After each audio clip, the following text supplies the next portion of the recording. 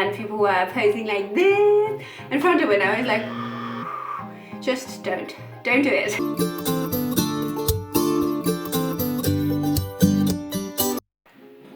Hey everybody, welcome back to Culture Lab, and today I'm going to talk about 10 things to do in Germany, so 10 do's here in Germany. Don't worry, there's going to be a second don'ts video coming up as well, but now let's get right into it. So the first thing you're going to want to do when you're meeting a German is actually to shake their hands if there's not corona or pandemic going on, and make eye contact while doing so. And this is really important for personal respect in the form of greeting if you don't really know that other person, or if you don't know your opposite so well. And it is done regardless of the sex of your opposite. So men, women, women, women, man, man. Doesn't matter. This is just how we do it. Okay, my second do is that you offer your seat in public transport to elderly people, to pregnant women, or to disabled people. I think this is generally a thing to do in a lot of cultures, so you will not find this especially difficult to remember. But yeah, unfortunately here, I think there has been a decrease in such behavior. At least I feel I have noticed so. Sometimes a lot of young people don't seem to notice their surrounding as much because their view is like glued to their phone all the time, or they're sleeping or listening to music with closed eyes. So sometimes maybe you have to do, like, you just have to act as an idol and do it yourself, or even remind people to get up because they're not so aware of their environment, which is a bit unfortunate, but yeah, let's keep that habit up altogether. Okay, my number 3 is, please guys, sit down while peeing here. It's really a thing. You'll find a lot of this notes and reminders pinned above the toilet seat to remind guys to really sit down for hygienic reasons, and it's really a thing that is done and appreciated here. Okay, my number 4 is, please be respectful, which means silent when you're in a house of worship.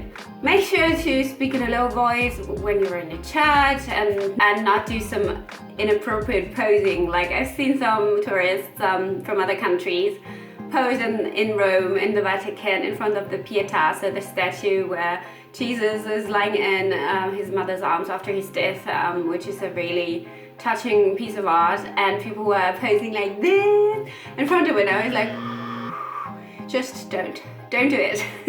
Yeah, just behave as you would like people from other countries to behave in your place of worship. Okay, if you're living in a house with a lot of different units, like in a multi-party house or in a flat share, number 5 is really important for you, or can be. If you want to keep a good relationship with your neighbors, inform them before having a party. Either pin a note in the staircase or go to the neighbors directly telling them, okay, we're having a party this Saturday, it's going to be a bit louder from this to that, but tell them that you're gonna respect their needs, but let them know that it can be louder than usual. This is always appreciated. Some people will still not like it, but okay, if it's not like every weekend, it's gonna be fine. Okay, my number 6, is it already 6? Is it 6? Okay, we're gonna see. Is be prepared. The Germans only eat warm once a day. Normally, Germans like to eat some muesli, porridge, or their bread with a lot of different spreads and cold cuts in the morning. And then lunchtime, they either get something from the canteen or cafeteria and eat something warm. And in the evening, again, they have their Brotzeit, bread time, where they again have bread or leftovers or some salads and sides. And or some people only eat a little smaller, something lighter during lunchtime, and then cook in the evening when they're home. So usually there's only one more meal, which can be quite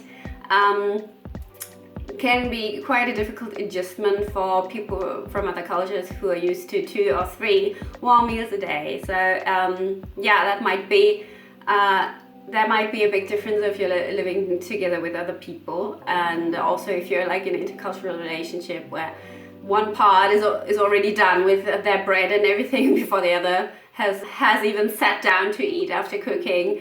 So this might be a bit of a difference to get adjusted to. So my number 8 is also again about eye contact. Make eye contact when you are toasting, because Germans always try to make sure they do, because we have a superstition here that if you don't look your opposite in the eye while toasting, it's gonna be 7 years of bad sex. It's just a funny thing to remember, or people will like make fun of you if you don't. Oh, no, it's over for you, you know. But it's just a thing to remember, and also like just to show your opposite that you are with them there in the moment. And my number 10 rather refers to studies, or if you study in Germany and your subject is not so much based on numbers like engineering and you do calculations and stuff in your projects, but if it's more a subject where I also have a lot of texts to read, like in psychology, sociology, any kind of linguistics, stuff like that, it's important that you are able to express your opinion based on research and based on facts, and not only cite or reproduce facts that you've learned by heart, because here we have a really active debating culture that promotes critical thinking and the reaction and reference to utterance of other people that study with you, and to create a critical discourse in science and research in uni. And this is really important, that your opinion and your judgment of a fact, situation, development, question is needed. And it might be difficult from people of other cultures where the whole learning and studying process is more reproductive to develop this kind of judgment, but it's really appreciated here. So that might be interesting to know. And one last thing that can also happen to you in a shared house or in a house with multiple parties is watch out for a schedule that might be pinned in the staircase that says when in the month or which is the week where you or your flat has to clean the staircase, or even the area or the pavement in front of the house, like to swipe away all the fallen leaves and potential other dirt and put it in, like, and also wipe the staircase, get rid of dirt and like soil and everything you bring in from outside. And it's normally a rotational duty, so one unit will have to do it every other, I don't know, 5-6 weeks. So watch out for that, otherwise there may be the neighbors coming telling you to do it, to take it seriously, because a lot of Germans, like also especially the elder generation, will really make sure you stick to the rules, because they do. So I hope I could give you a little informative insight in how certain things work here.